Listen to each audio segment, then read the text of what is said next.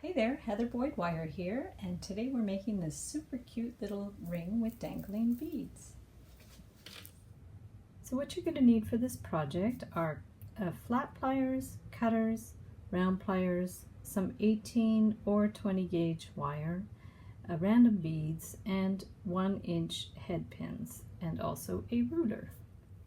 So we'll start by bending our wire. It's about 8 inches long, so we're going to bend it at one end, a few inches from the end, and then we're going to bend it at about 2 inches. So this will actually depend on the size of your finger.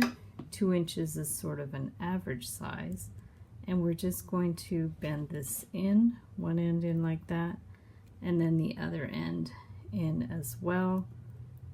So you'll have one end that's sort of in the middle here, and then we're going to take our ring form and just wind it around the form like this. So hold it and then wind it around like that, and you want it to be completely around like that. You will be able to adjust it at the end, so we're just going to wind it in there, and then if you need to, you can get some round pliers and just kind of help it in a little bit, okay, on either side. And then what you want to do is the wire that's in the middle, you're going to figure out where the middle of your ring is and bend that wire up at a right angle. And then to make it easier, we'll put this back on the ring form and then take the other wire and just do a complete twist around. So you do a complete twist. I'll link up below where you can buy this ring cone. So we're twisted it around, and then we're going to cut off this end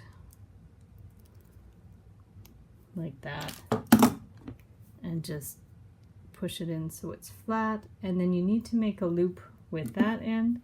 So we're just going to bend it back a bit and get our round pliers, hold the round pliers like that, and then just bring this around to make a loop. Depending on how many head pins you're going to go put in, that'll decide how big that loop has to be.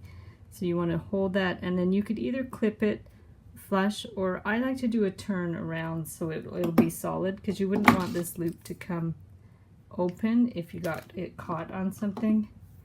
And so we're going to go like that, press in your little pokey end, and there you have your basic ring form. And we'll just adjust it on here so it's good. And then to add the beads, it's very simple. You can just choose a variety of beads and put them right on the head pins like that, and then clip the end. I like to clip them to about 1/2 inch like that, and then you're going to just form a loop. So to do that, I just bend it back a bit and around. Okay, we're going to form our loop like that, and then you could put it on your ring loop like that, and then you want to close it up. So either with your flat pliers or your round pliers, you're just going to close the loop so you have it like that.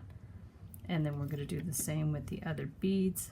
These are 6mm beads, but you could even put a variety of 6 and 4, even up to 8mm beads. I wouldn't go much larger than that, because then they're not going to dangle very well. So we bend it back and around to make our loop. And same thing, so we'll just keep adding these to the ring form. Sometimes it's easier to actually close it with the flat pliers because you can get a better grip on it. Okay, and then we'll just keep putting beads until you're happy with it.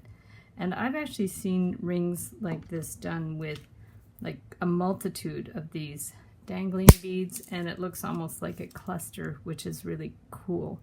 So I'm going to be really excited to see what you guys make, and be sure, if you do make this ring, to post pictures in the Wire Art and Jewelry Makers Club, because in a week or so I'll probably be putting together another slideshow with work from people that are in the group, and I post that on YouTube as well, which is really fun. So let me try just a little smaller bead. This one is 4 millimeters, so we'll go ahead and try this smaller one and see how it looks when we have a variety of beads on there.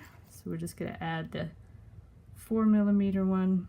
Now you're going to be limited by the size of your loop, so like I said, if you do want to put on many beads, you might want to make a larger loop at the beginning. So you see how it's looking, it's very funky, and I might be able to just fit one more bead on there.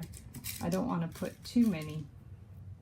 Sometimes it's good to have an odd number when you're just composition wise. Sometimes it's fun to do like an odd number, but really with this it doesn't super matter. It just depends on what beads you choose.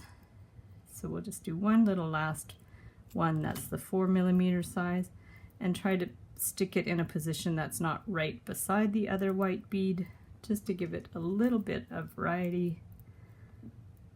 And there we have our ring with all the little dangling beads, which is super cute. That's a cluster. And then the other ones I made for fun, this one's, the beads are a little large, but it's like a sea theme. So there's like a seahorse and a starfish and a shell, so that one's cool. And then this one was really fun too, with the little dice. And for the finishing touch, we're just going to take the ring and put it back on the ring form, and then if you need to pull these little ends in a little bit, you can do that at the same time, and there you have your ring. So thanks so much for watching the video. Give it a big thumbs up if you like it. Be sure to subscribe to my channel for lots more DIY wire art and jewelry videos. Hit the notification bell to be notified when I go live and when I post new videos. And if you make any of these rings or any of my other projects, be sure to join my Wire Art and Jewelry Makers Club on Facebook so you could share photos of your work and be inspired by others. See you the next time.